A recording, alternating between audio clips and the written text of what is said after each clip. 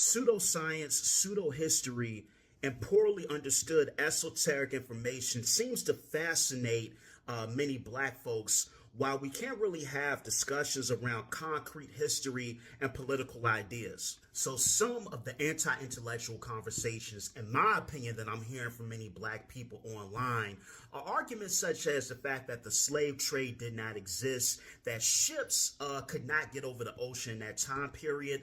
Another argument is that black people are Native Americans, that Homo sapiens go back to the time of Pangea, that African Americans have no genetic connection to West Africa. You hear arguments that the earth is indeed flat and we live under a dome called a firmament. These are some of the arguments put forth. Or if people are not discussing these things, what people are saying is that, hey, I'm going to follow somebody like a Charleston White, or I'm going to follow somebody like a Brother Polite, or people like Nature Boy, or people will see somebody like this guy 607 Unk that I've seen up and down my news feed, or my timeline, pardon me. And I think there's a issue here where instead of looking at real reputable scholars, people who have dedicated decades of their lives to providing us great research, is something about kind of more fringe information that seems really seductive to many of us. The other popular argument is to get many black people to debate about religion. So you see popularity amongst content creators where their whole platform is just disrespecting Christianity. And so when I'm looking at all of this, there are reputable scholars that nobody speaks about. You know, you can look at the work by Dr. Malife Asante, who taught out of Temple. You can look at people like Dr. Leonard Jeffries.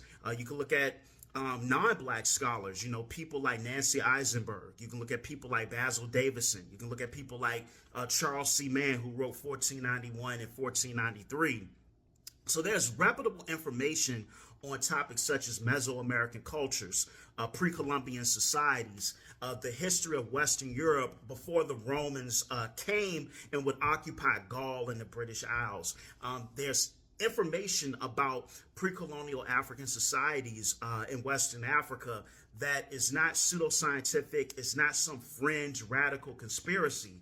But for whatever reason, and not for whatever reason, but it seems to be more entertaining and more intriguing, if you will, to discuss these things. And I think one of the biggest problems with black folks is that we really will not be able to galvanize any sort of real change and to really understand things and to really have, you know, productive discussions, whether it be around, you know, just culture, history, U.S. history, etc., because there's this fascination with a lot of weird and out there information and people that kind of lead you astray. They don't provide you any sources. They don't have any actual research of what they're saying, other than the fact that what they're saying sounds good to your ear. Let me know what you think in the comments.